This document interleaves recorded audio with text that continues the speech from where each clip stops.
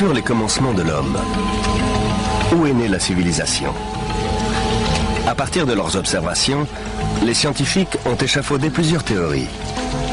Mais pouvons-nous vraiment répondre à cette question alors que régulièrement, de nouveaux faits viennent bouleverser toutes les connaissances?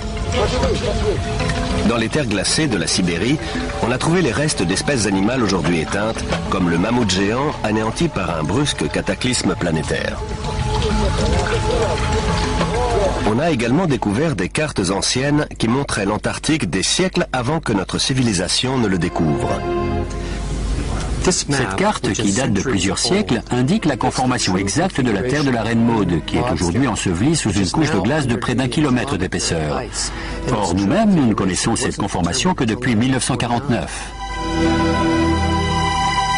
Il y a un siècle, un archéologue arrive à la conclusion que la cité de Tiwanaku, dans l'actuelle Bolivie, était un observatoire astronomique aligné sur la position des étoiles et du Soleil. Il en déduit son âge, 17 000 ans. Mais sa thèse fera sourire tous les spécialistes jusqu'à récemment. La seule correction que je ferai est due au fait qu'on dispose aujourd'hui de meilleurs instruments de mesure astronomique. Grâce aux satellites et aux ordinateurs, je dirais que le site a plutôt 12 000 ans. Quoi qu'il en soit, Tiwanaku reste la ville la plus ancienne du monde. Des géologues ont découvert que le sphinx a été lavé par des pluies incessantes pendant des siècles. Or, ces averses n'ont pu survenir que des milliers d'années avant le règne des pharaons. Est-ce à dire que le sphinx a été bâti bien avant l'aube de la civilisation? L'enjeu ici, c'est toute l'histoire de la civilisation. Il n'y a peut-être pas eu un déroulement linéaire de l'homme des cavernes débile à nous autres très intelligents avec nos bombes atomiques et notre dentifrice au fluor. Parfois, des faits nouveaux viennent bouleverser les théories dominantes. C'est sur ces faits que nous allons nous pencher aujourd'hui en compagnie de spécialistes qui élaborent de nouvelles théories susceptibles de changer notre regard sur l'histoire de la civilisation tout entière. Ce visage monumental a été sculpté par les Olmecs du Mexique. On pense qu'il y a 2000 ans au bas mot. Les traits sont nettement africains. Pourtant, les Noirs ne sont censés être arrivés en Amérique qu'après Christophe Colomb. Dans un ouvrage intitulé « L'archéologie interdite de l'Atlantide au Sphinx », Colin Wilson rassemble divers éléments indiquant l'existence d'une grande civilisation disparue à une époque antérieure à l'histoire.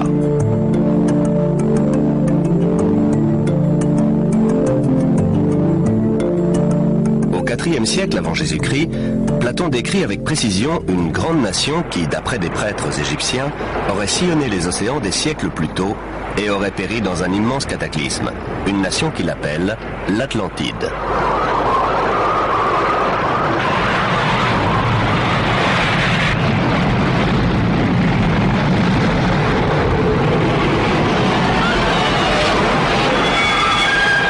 L'Atlantide, un grand cataclysme.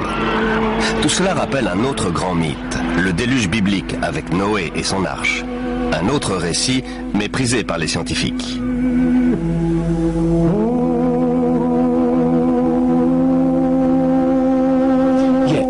En qualifiant le déluge et l'arche de Noé de fable, les scientifiques ignorent tout simplement le fait qu'il existe des centaines de mythes analogues dans le monde. Sans compter que les récits hébreux et mésopotamiens font le même récit d'une catastrophe planétaire qui a quasiment éradiqué l'homme de la Terre avant l'histoire, c'est-à-dire avant la période dont on a des traces écrites.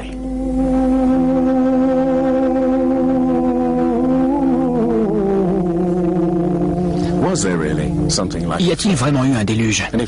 Et si oui, a-t-il détruit une civilisation qui aurait précédé toutes les autres? Je dis bien une civilisation, et non l'Atlantide, car dès qu'on prononce ce nom, les scientifiques s'indignent et cessent d'écouter. À leurs yeux, l'idée d'un déluge planétaire n'est pas respectable. Mais jusqu'à quel point la science est-elle impartiale?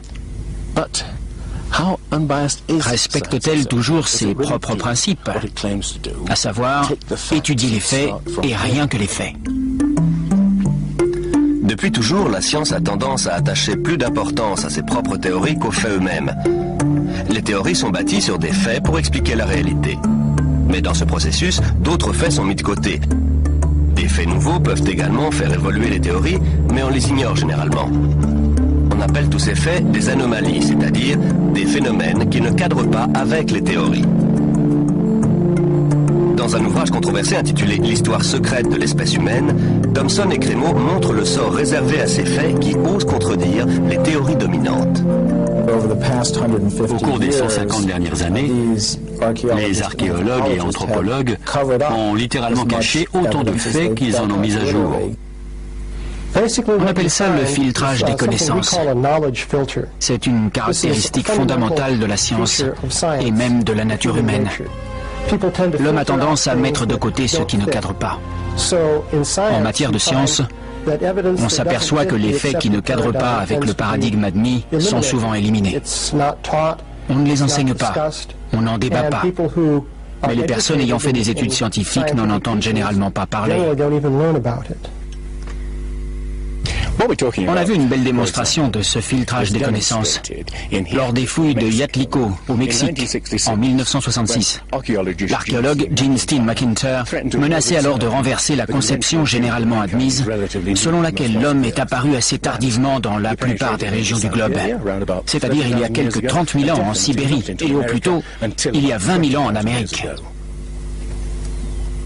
Au Mexique, Gene Steen McIntyre découvre des outils en pierre et des ossements humains qu'elle fait dater par plusieurs méthodes scientifiques. En 1966, on a découvert un site antique dont on a d'abord cru qu'il avait peut-être 20 000 ans. On trouvait ça déjà très ancien. Mais quand on a finalement obtenu les datations réalisées selon plusieurs méthodes, le site s'est révélé vieux de 250 000 ans. Pour être franche, un site de 20 000 ans m'aurait comblé. Ma carrière aurait été faite. Mais j'ai été naïve. Je m'en suis tenue aux datations. C'était les faits et je ne voulais pas m'en éloigner. Je n'ai pas compris que ça allait ruiner toute ma carrière. Depuis ce jour, toutes les portes du monde professionnel lui sont restées closes. Le site a été fermé avec interdiction définitive de reprendre les fouilles. Cette année, soit 30 ans plus tard, d'autres archéologues ont découvert en Sibérie des traces de présence humaine remontant à quelques 300 000 ans. Une datation qui rend finalement la découverte de Gene Steen McIntyre moins invraisemblable qu'il n'y paraît. Ce n'est pas nécessairement une conspiration délibérée, au sens où des gens se réuniraient dans une pièce enfumée et décideraient de tromper sciemment les gens. C'est plus une autocensure qui se fait de manière spontanée au sein de la communauté scientifique. Quand un élément contredit la théorie dominante, les gens décident spontanément de ne pas en parler, de ne pas le révéler, ce qui signifie que la science ne peut plus progresser comme on pourrait l'espérer.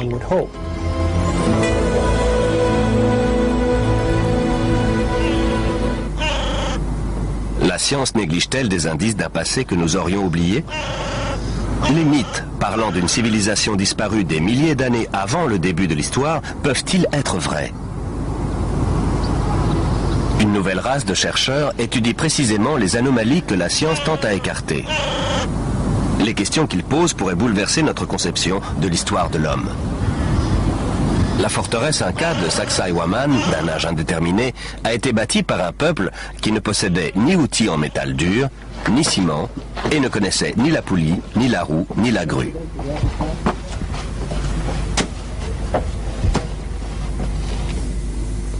Regardez ce bloc. J'ai compté 11 angles. Ce machin doit peser l'équivalent de plus de 200 voitures. Cela montre le savoir-faire stupéfiant des artisans qui l'ont construit. Mais cela montre aussi autre chose. Une capacité incroyable à déplacer des blocs de pierre de cette taille. Comment ont-ils pu le mettre en place ? En Bolivie, les mystérieuses ruines de l'antique Tiwanaku démontrent la même ingéniosité, le même savoir-faire totalement inexpliqué.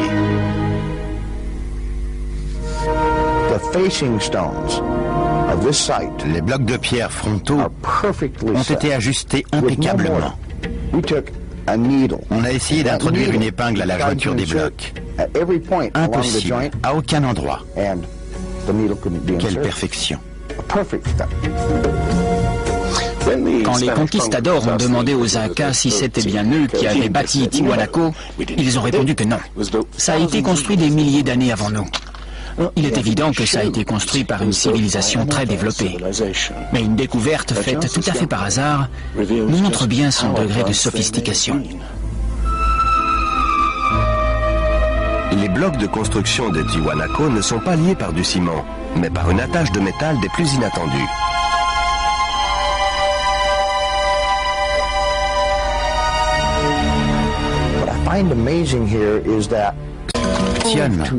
C'est que pour se déplacer entre les différents blocs de pierre qu'ils devaient agrafer, il fallait bien qu'ils aient une sorte de forge portative qui maintienne le métal en fusion.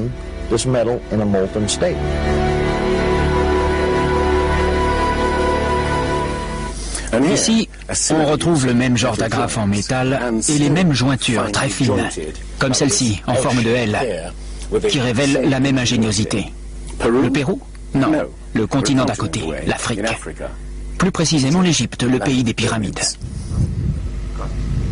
Les 3 pyramides de Gizeh sont l'une des 7 merveilles du monde antique, l'exploit d'un peuple qui lui non plus ne connaît ni la roue, ni la poulie, ni la grue. Comment les Égyptiens ont-ils réussi à soulever des blocs de pierre d'une centaine de tonnes à une telle hauteur? Nos ingénieurs contemporains l'ignorent. Je suis ingénieur et je peux vous dire que pour soulever des blocs de ce poids aussi haut, il faut une grue spéciale. Comment les Égyptiens ont-ils réussi alors qu'ils ne disposaient pas de ce genre d'engin, qu'ils n'avaient même pas de poulie ni de roue, juste des outils rudimentaires en cuivre? Robert Bauval pense que la grande pyramide de Gizeh était bien plus qu'un tombeau. Pour lui, elle révèle un niveau technologique prodigieux. Dans Keeper of Genesis, les gardiens de la Genèse, coécrit avec Graham Hancock, il répertorie d'autres prouesses techniques inexpliquées. Chris Dunn est un expert du forage. C'est un travail incroyable et un vrai mystère. Comment ont-ils fait ça? Le sarcophage de la chambre royale. Comment des ouvriers primitifs ont-ils réussi à faire en sorte que le sarcophage intérieur s'ajuste parfaitement au sarcophage extérieur en pierre au millimètre cube près? Une telle prouesse exige des connaissances étendues en physique. Cela reste une énigme, comme le forage à proprement parler. La méthode primitive classique consiste à utiliser un archet. On l'introduit dans la pièce avec du sable ou du diamant. Mais à mon avis, ça prend trop de temps. Ça demanderait des années de travail. Alors comment ont-ils fait? Il devait avoir des outils motorisés. Si on devait faire ça aujourd'hui, on introduirait la perceuse dans le granit à une vitesse de 5 millièmes de millimètre par révolution de la perceuse. Or, ils avançaient beaucoup plus vite que ça. Plus vite? Des chercheurs comme Chris Dunn s'interrogent sur la finalité du drôle d'outil représenté sur une frise cachée. Mais de là à imaginer une perceuse à moteur, cela semble un peu prématuré. Néanmoins, le mystère des pièces quasiment impossibles à forer reste entier. Regardez ça, cette précision incroyable. La régularité parfaite des murs de ce tombeau, destiné à des bœufs sacrés. Cela témoigne d'un degré d'habileté phénoménal. Évidemment, on pourrait aussi expliquer ça par des armées d'ouvriers condamnés à polir les murs pendant 10 ans. Mais il y a aussi un autre mystère, véritable cette fois, le mystère des vases égyptiens. Il ne s'agit pas de vases en terre comme celui-ci, mais de vases en albâtre, en basalte, ou même en diorite, qui est la roche la plus dure qui soit. Le mystère consiste en ceci. On voit bien qu'il serait facile de les évider en perçant un trou tout droit. Mais regardez la forme allongée, en bas. La technologie moderne est incapable de faire ça. Or, les anciens Égyptiens ont fabriqué des milliers de vases comme celui-ci. Certains remontent à 2000 ans avant l'origine présumée de la civilisation égyptienne. Alors, comment est-ce possible? Le mystère reste entier. Autre énigme. Comment les architectes égyptiens ont-ils pu aligner les pyramides sur les points cardinaux est-ouest et nord-sud avec une telle précision? Une précision qui dépasse même celle des architectes modernes. La Grande Pyramide semble être un modèle mathématique de l'hémisphère nord. Elle intègre le nombre transcendant pi, le rapport de la circonférence d'un cercle à son diamètre, la base des mathématiques avancées.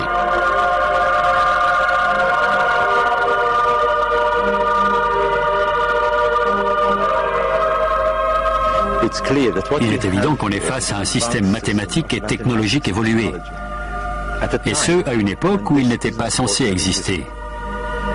Pour obtenir ce résultat, les architectes ont dû utiliser une pente à 52 degrés. Il n'y a pas d'autre moyen. Mais les anciens Égyptiens ne sont pas les seuls à connaître pi. Le nombre transcendant est également à la base de l'inclinaison de la pyramide de Teotihuacan au Mexique et des angles étranges que ses architectes lui donnent. Les générations suivantes surnommeront la ville la Cité des Dieux.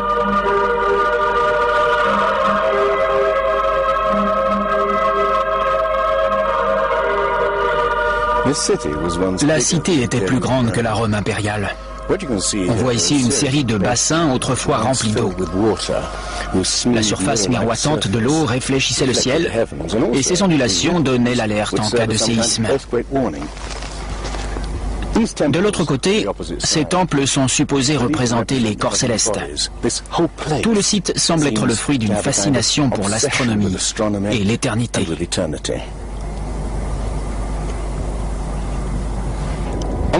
Aux équinoxes, le 21 mars et le 21 septembre, les pyramides projettent une ombre géante parfaitement alignée sur l'axe. Cela en faisait des horloges parfaites pour ce peuple obsédé par la mesure du temps et la précession des équinoxes.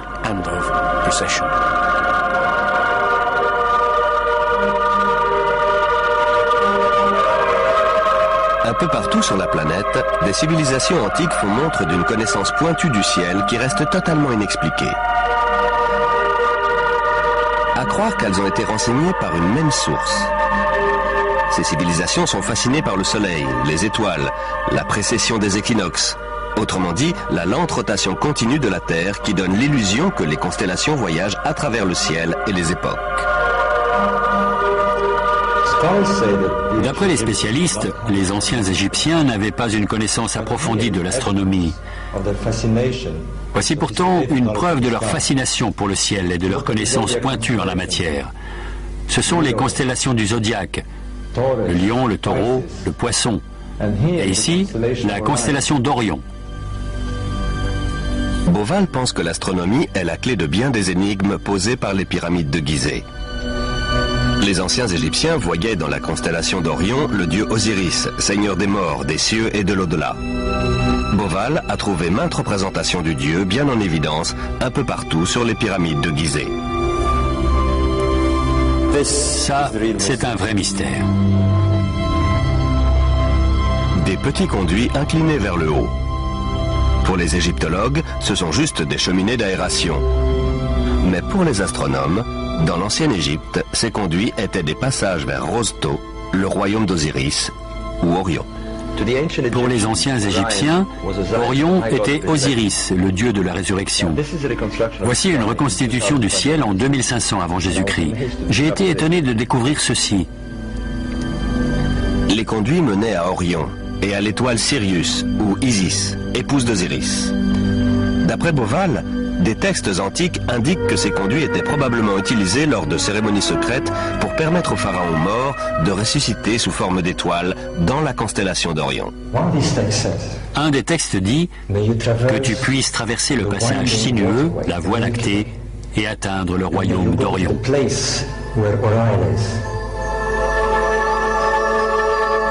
D'après Beauval, Osiris a joué un rôle si central dans la conception des pyramides de Gizeh qu'elles ont été alignées sur le modèle exact des 3 étoiles de la ceinture d'Orion. Aussi fantastique que cela paraisse, cette corrélation n'est qu'un début. Car Beauval découvre également que les Égyptiens ont donné des noms d'étoiles à 2 autres pyramides construites à proximité. Il regarde alors une carte plus grande et découvre avec stupéfaction que c'est toute la constellation d'Orion qui est représentée au sol. Retour au Mexique. Teotihuacan présente une autre ressemblance avec les pyramides d'Égypte. Dans les légendes, cette ville est appelée la Cité des Dieux. Sa finalité semble être la transformation d'êtres humains en corps célestes. Autrement dit, la réincarnation sous forme d'étoiles. Exactement comme pour les pyramides de Gizeh, en Égypte. Voilà le secret de Teotihuacan.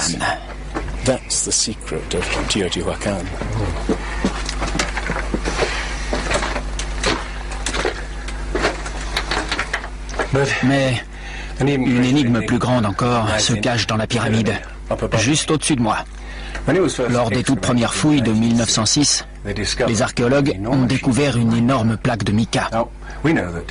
Aujourd'hui, on utilise le mica pour l'isolation électrique. Mais on n'a aucune idée de l'usage que les Indiens pouvaient en faire. Ce qui est encore plus étrange, c'est que ce mica vient du Brésil. Imaginez le défi que pose le transport d'une plaque de mica d'environ 8 mètres carrés sur plus de 3000 km. Comment ont-ils fait et pourquoi? On n'en a pas la moindre idée. Tiwanaku en Bolivie. Une autre civilisation antique fascinée par le soleil et les étoiles.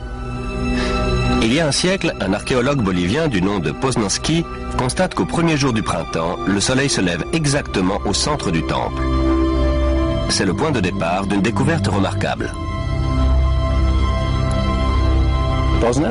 Poznanski découvre en effet que ce temple a été conçu comme un observatoire et une immense horloge solaire. Aujourd'hui, ces alignements astronomiques nous permettent de dater le... Tout au long de l'année, le soleil se lève à un point toujours différent sur l'horizon. Le premier jour du printemps, un curieux pourrait le voir se lever exactement au centre. En étudiant la configuration du temple, Poznanski conclut que le premier jour de l'été et le premier jour de l'hiver, le soleil doit se lever au-dessus des pierres angulaires. Pourtant, ce n'est pas le cas. Aujourd'hui, les archéologues pensent que c'est tout simplement dû à une erreur de conception de la part des architectes indiens. Étant donné la perfection architecturale de ce site, construit avec des pierres pesant une centaine de tonnes, l'idée que les marqueurs de solstice puissent être mal alignés me paraît tout simplement inconcevable.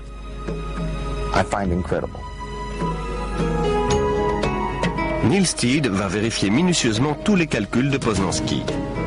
En mesurant les angles des pierres angulaires et en les comparant à l'angle de la position actuelle du Soleil, il en déduit l'âge du site, 17 000 ans. Or, à l'époque, l'inclinaison de l'axe de la Terre n'était pas tout à fait la même qu'aujourd'hui, et le soleil de solstice se levait juste au-dessus des pierres angulaires.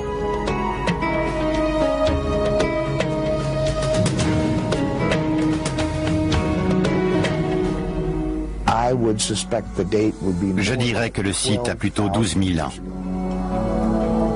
Ça devrait tous nous inciter à remettre en question la date du début présumé de la civilisation.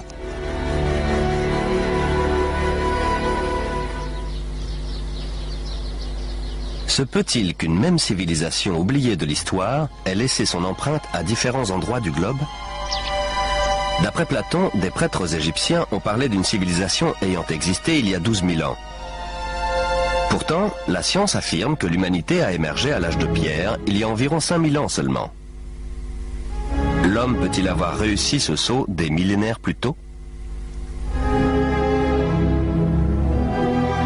En Égypte, John West découvre que le sphinx de Gizeh n'a pas été exposé aux mêmes intempéries que son environnement immédiat, rongé par le sable et les vents du désert. Le sphinx présente en effet des marques d'érosion ondulées au lieu de marques horizontales. Pas besoin d'être géologue pour voir quel type d'intempérie a pu laisser ses marques. Seule de l'eau coulant en plaques sur le mur d'enceinte peut avoir lissé ses contours arrondis.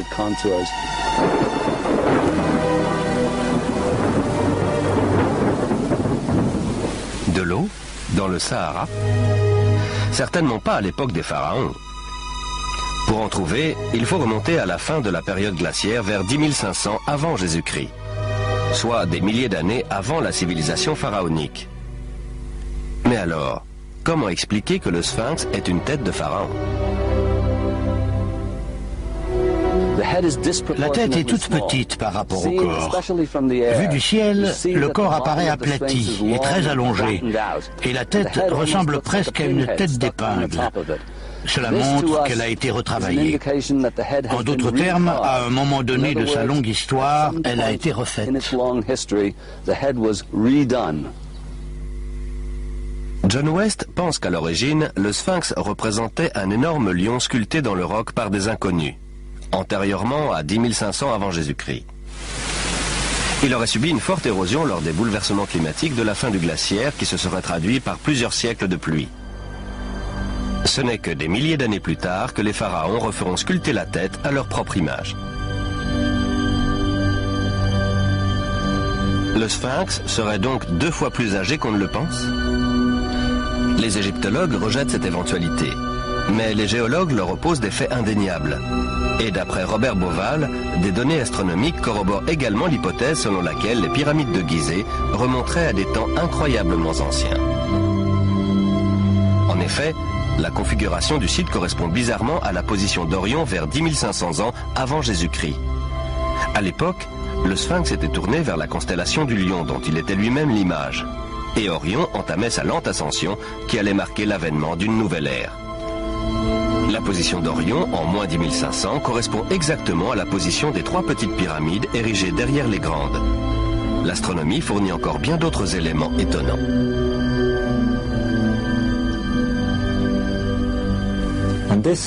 Les données astronomiques coïncident exactement avec les données géologiques. Ça fait donc 2 sciences dures d'après lesquelles le sphinx pourrait dater de 10 500 avant Jésus-Christ.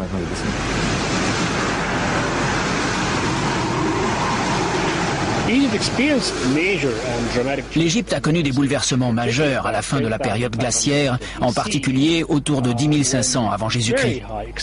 Des crues exceptionnelles ont recouvert les plaines inondables. Cela a tout détruit dans la vallée du Nil et dans le delta en général.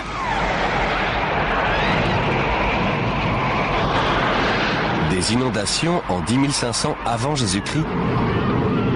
Les pyramides de Gizeh pourraient-elles avoir été bâties à une époque aussi reculée? Une époque à laquelle les mythes égyptiens font remonter la naissance d'Osiris et de ses compagnons qui ont émergé du chaos pour apporter les premiers fruits de la civilisation? Mais d'où venaient-ils?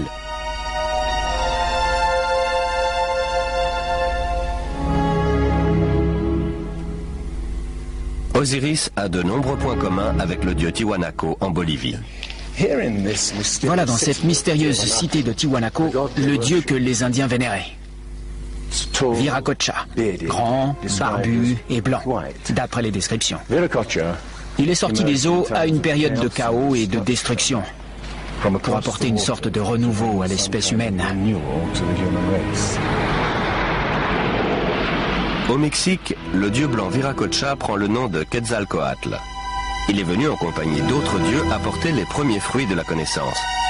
Son symbole est représenté un peu partout dans Teotihuacan.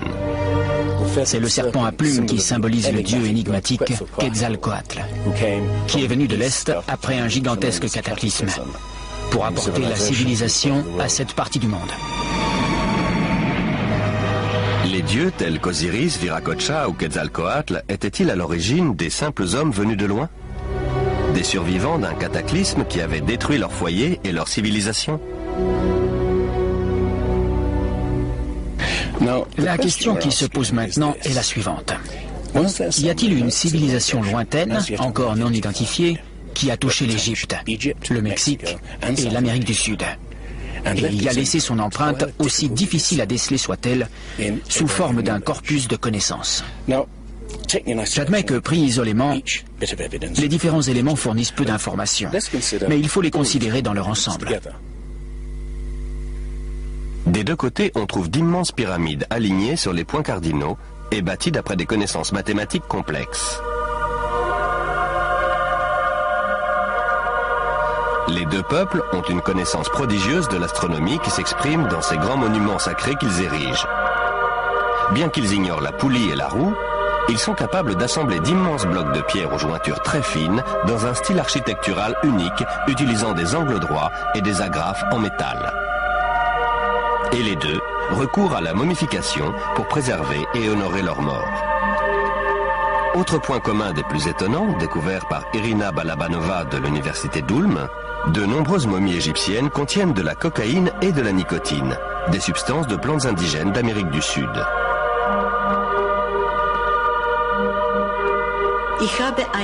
J'ai reçu une série de lettres d'insultes, presque de menaces. En résumé, elles disaient que mes découvertes étaient des inepties, de pures inventions, que c'était totalement impossible parce qu'il était prouvé qu'avant Christophe Colomb, ces plantes n'existaient qu'en Amérique et nulle part ailleurs dans le monde.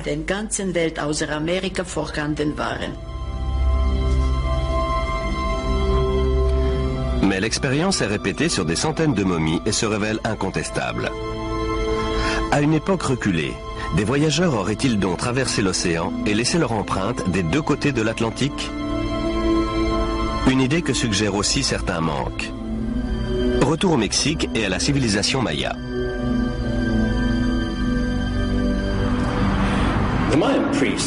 Les prêtres mayas utilisaient des tablettes pour prédire les éclipses du soleil et de la lune.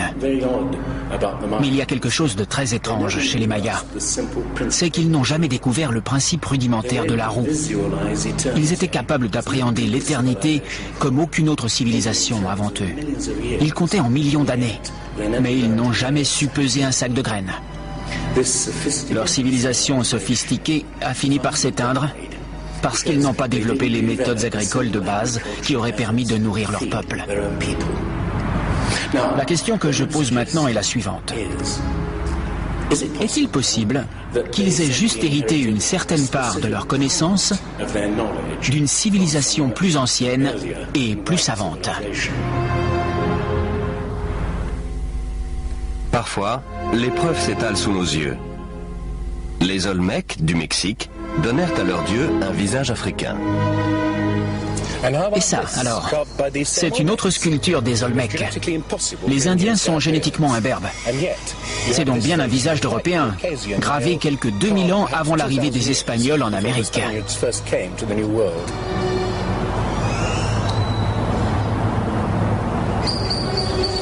Bon, des visages africains et européens sculptés des siècles avant l'arrivée de Christophe Colomb. Mais d'où viennent-ils? Comment sont-ils arrivés ici? Comment en sont-ils venus à influencer la civilisation la plus ancienne d'Amérique centrale, la culture mère du Mexique? Tout ce que les archéologues savent, c'est que les Olmecs se sont matérialisés d'un coup vers 1500 avant Jésus-Christ, avec toute leur sophistication. Il n'y a aucun signe d'une phase antérieure de développement de cette civilisation. Ce peuple, dont l'expression typique est la sculpture d'immenses têtes d'Européens et d'Africains, semble surgir de nulle part.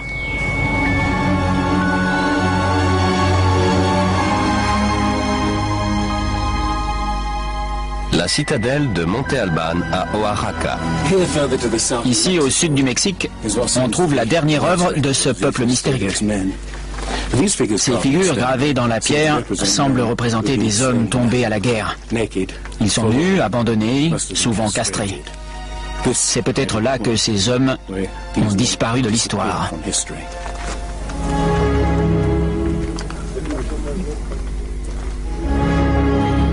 Alors, y a-t-il eu une civilisation raffinée qui a traversé l'Atlantique des siècles avant Christophe Colomb?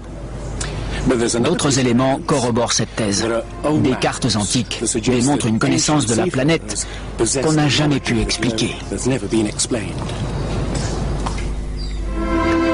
Tout au long du XXe siècle, une énigme va intriguer les scientifiques. C'est celle de la carte tracée en 1513 par l'amiral turc Piri Reis, qui représente des parties du monde supposées inconnues à son époque. Christophe Colomb n'a exploré que les Caraïbes. Il n'a pas exploré la pointe de l'Amérique du Sud qui débouche sur l'Antarctique, loin s'en faut. Pourtant, ces cartes représentent toute cette partie du globe de manière très précise. Et ce, bien avant que Colomb et les autres explorateurs européens ne s'y rendent. Cette carte, qui date de plusieurs siècles, indique la conformation exacte de la terre de la Reine Maude, qui est aujourd'hui ensevelie sous une couche de glace de près d'1 kilomètre d'épaisseur. Or, nous-mêmes, nous ne connaissons cette conformation que depuis 1949. C'est un vrai mystère. Les cartographes ont longtemps cogité sur l'étrange projection utilisée dans ces cartes. Elle s'apparente à celle employée dans les sous-marins nucléaires modernes qui calculent le monde en fonction de leur éloignement par rapport à un point de départ. Dans le cas présent, ce point est Sienne, l'actuelle ville égyptienne d'Assouan, foyer des cartographes de l'Antiquité. La carte semble déformée, mais ce n'est qu'une apparence. Elle fournit en fait une image précise de cette région de la planète. Mais ce n'est pas tout. À mon sens, la principale caractéristique de la carte de Piri Reis est qu'elle indique la longitude. Les Européens n'ont pas su faire ça avant le XVIIIe siècle. Or, cette carte date du XVIe. L'histoire de la longitude commence sur ces plages en 1707, alors que la flotte anglaise vient de quitter la Méditerranée en direction des côtes britanniques. À l'époque, on n'a pas de mal à calculer sa position par rapport au nord ou au sud. Il suffit de mesurer l'angle entre la surface de la Terre, le Soleil et les étoiles. En revanche, on ne sait pas calculer la longitude, c'est-à-dire la position par rapport à l'est ou à l'ouest. L'amiral anglais se met en colère lorsqu'un marin originaire du sud-ouest de l'Angleterre lui dit qu'il est à 20 milles trop loin à l'est et que la flotte risque de s'échouer sur les côtes. Ses officiers lui assurent que la flotte fait bonne route et l'amiral fait pendre le marin pour insubordination. Au moment de sombrer, l'amiral a dû regretter de ne pas l'avoir écouté. Des milliers d'autres bateaux ont déjà sombré. Mais la perte d'une flotte entière va accélérer la quête d'un instrument capable de mesurer la longitude avec précision. Il faudra encore attendre 2 générations avant d'y parvenir. Pourtant, la carte de Piri Reis, tracée 250 ans plus tôt, indique bel et bien les longitudes.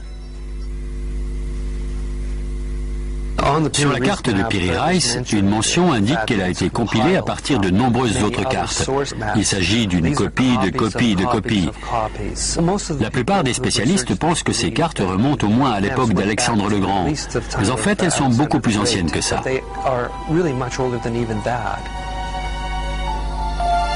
Des cartes du monde tracées des siècles avant qu'on sache naviguer sur les océans.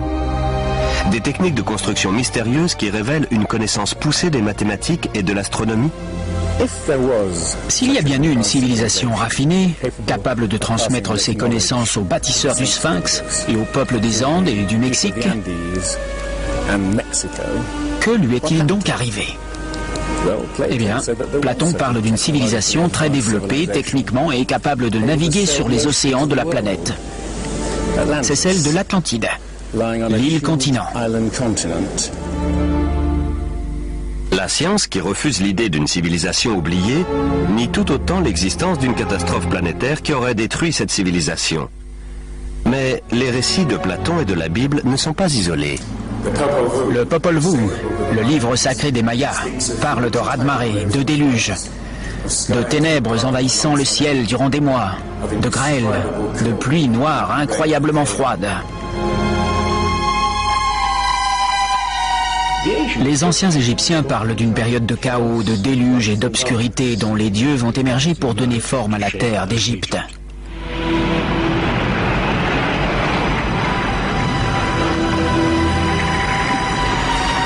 Le disque solaire des Aztèques parle de 4 cycles de destruction.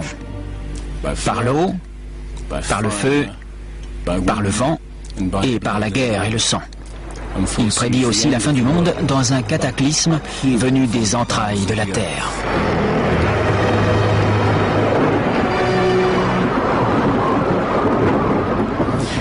D'autres mythes de l'Amérique précolombienne parlent d'un déluge apocalyptique, accompagné de séismes et d'une pluie de feu due aux éruptions volcaniques. Tous parlent avec un réalisme dérangeant d'un passé qu'on ne peut ni se rappeler avec précision, ni oublier totalement. Les scientifiques sont enclins à penser que le déluge est le fruit de l'imagination des poètes de l'Antiquité. Mais imaginez qu'ils se trompent.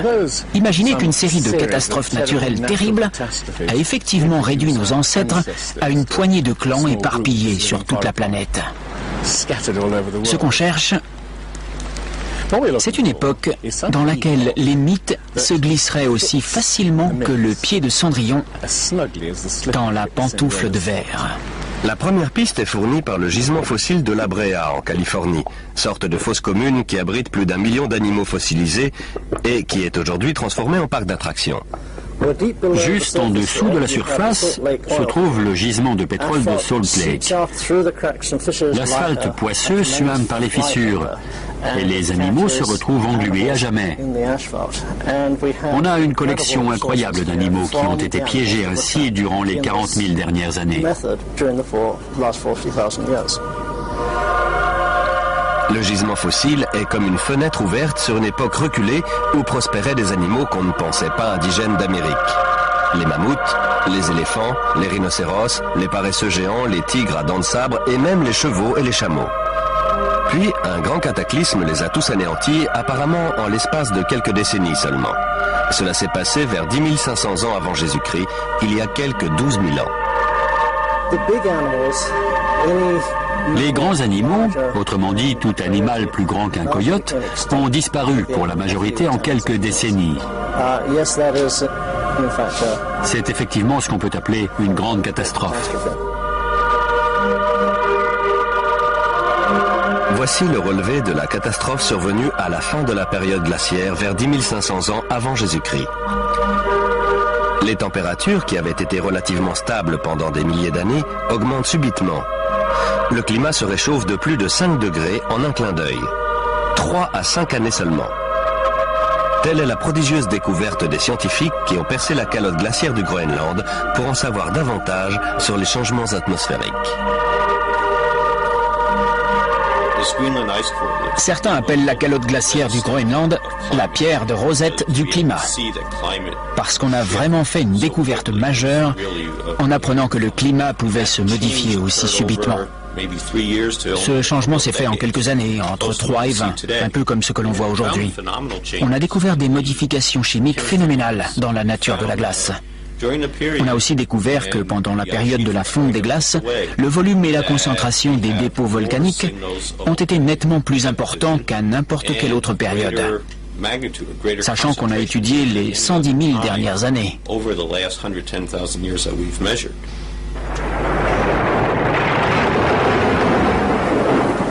Des éruptions volcaniques sans précédent accompagnées de troubles atmosphériques et d'un déluge?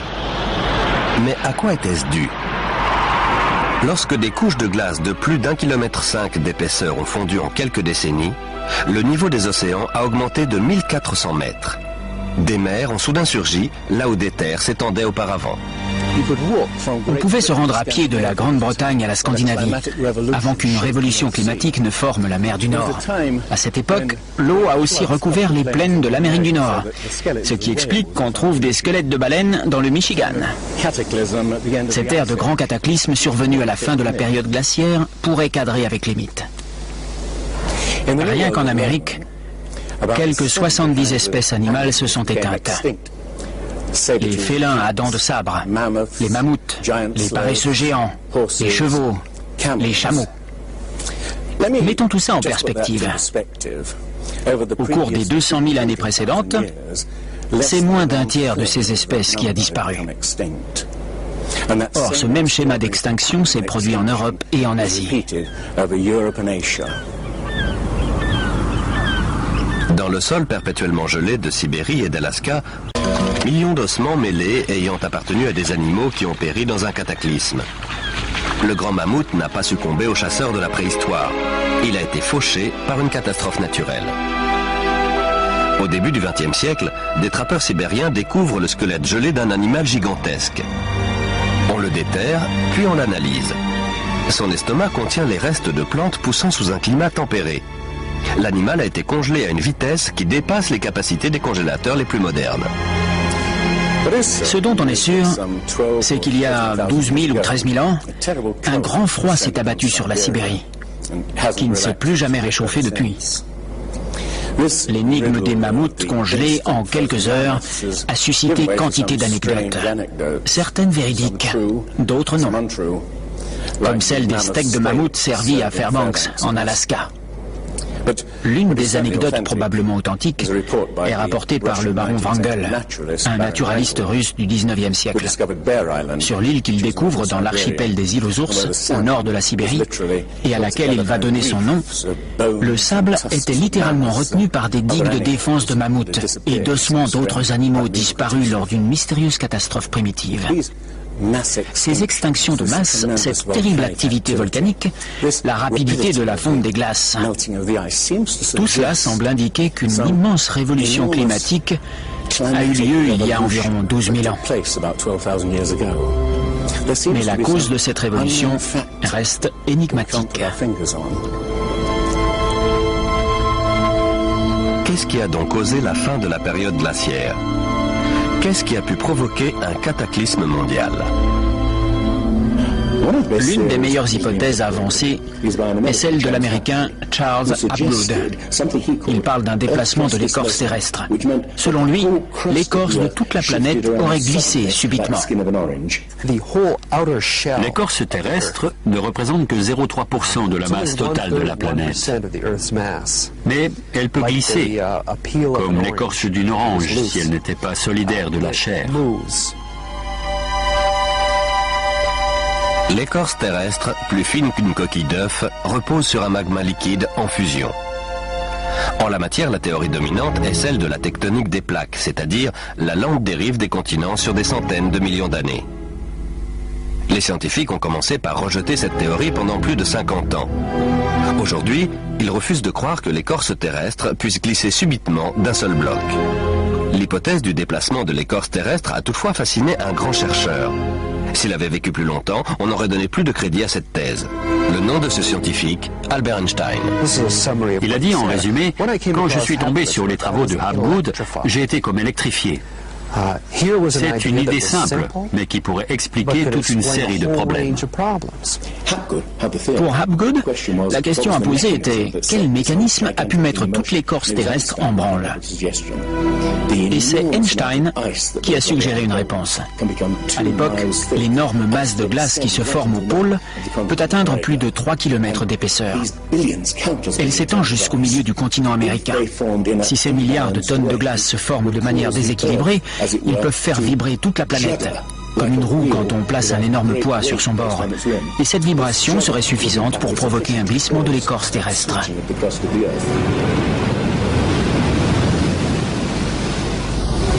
Il y a 55 000 ans, le pôle Nord était proche de l'Europe. Mais il a brusquement glissé dans la baie d'Hudson au Canada. Vers 12 500 avant Jésus-Christ, il s'est à nouveau déplacé subitement vers un point situé à plus de 3000 km de sa position actuelle. Ou vaut-il mieux dire que les terres et les mers ont été propulsés vers le pôle à la suite d'un brusque déplacement de l'écorce terrestre? Si tel est le cas, c'est l'un des phénomènes qui a pu provoquer la fin de la période glaciaire. Le déplacement fait sortir l'Amérique de la zone polaire. La mer située au nord se couvre d'une couche de glace de quelques mètres seulement.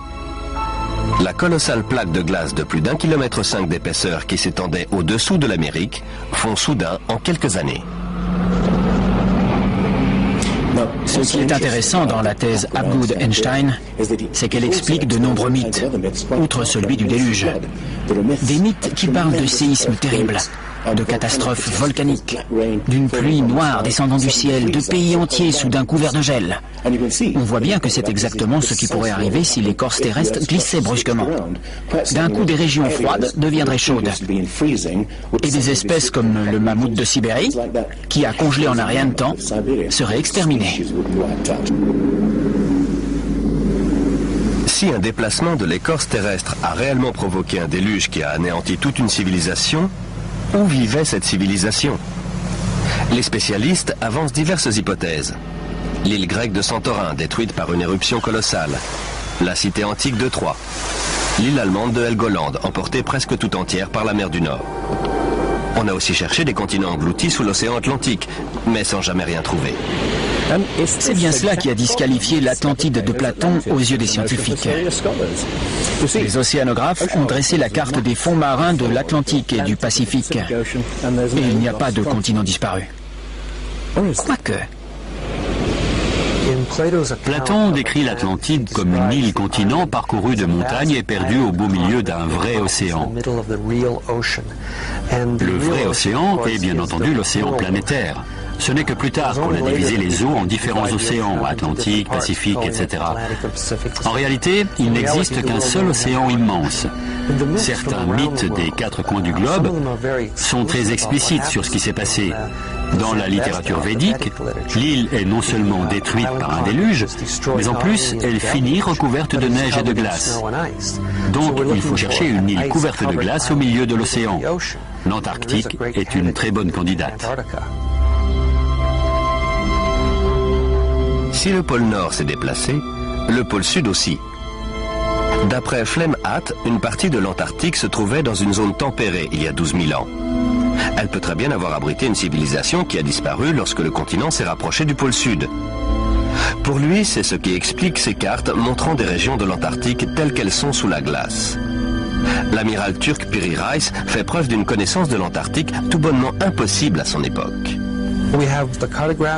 Les services cartographiques de la marine, mais aussi de l'armée de l'air, disent « Nous avons comparé les montagnes et les sommets et la similitude est étonnante. » Ce qu'il faut souligner, c'est qu'on ne parle pas d'une seule et unique carte, celle de Piri Reis, qui pourrait être mise de côté, mais de dizaines de cartes. La carte de Phineus, par exemple, est très précise concernant la configuration générale de l'Antarctique. Elle indique des rivières qui existent bel et bien, mais qu'on ne connaissait pas au XVIe siècle. Nous n'avons pas découvert le continent antarctique avant les années 1800. Alors, comment des cartographes européens ont-ils pu le représenter des siècles plus tôt? La seule explication possible, d'après Flemhatt, est qu'ils ont copié des copies de cartes qui remontent à des lustres. À leur époque, ces informations n'étaient pas censées exister. Ce n'est qu'au cours des 25 dernières années qu'on a découvert l'existence de l'Antarctique sous la calotte polaire. C'est un continent bordé de quelques îles, avec une mer de glace entre les deux. Or, tout cela, cette carte le montrait déjà. Ces îles correspondent à cette région. Les chutes de neige sont très importantes ici et quasiment inexistantes là. Ces îles devaient n'en former qu'une avant de se rattacher au continent. Et donc, il a dû y avoir un passage ici pendant plusieurs milliers d'années. Et ici aussi, probablement. Ensuite, ces îles n'en ont plus formé qu'une. Ce qui est décrit ici est ce qui s'est produit, d'après moi, vers 8000 avant Jésus-Christ, 6000 au plus tard. On n'a aucun moyen de savoir comment ça s'est produit, si ce n'est en postulant l'existence d'une civilisation qui avait des connaissances de la navigation et de la topographie que nous n'avons fait que réinventer à notre époque. Alors, les débuts de la civilisation humaine sont-ils plus anciens qu'on ne le croyait? Vous pensez peut-être que de nombreux arguments avancés ici ne sont que de pures conjectures, qui prises isolément sont faciles à réfuter. Mon hypothèse est qu'en assemblant tous ces éléments comme autant de pièces d'un grand puzzle, un schéma apparaît, une silhouette émergeant du brouillard. C'est celle d'une civilisation qui a disparu et fut oubliée bien avant que ne débute l'histoire connue des hommes.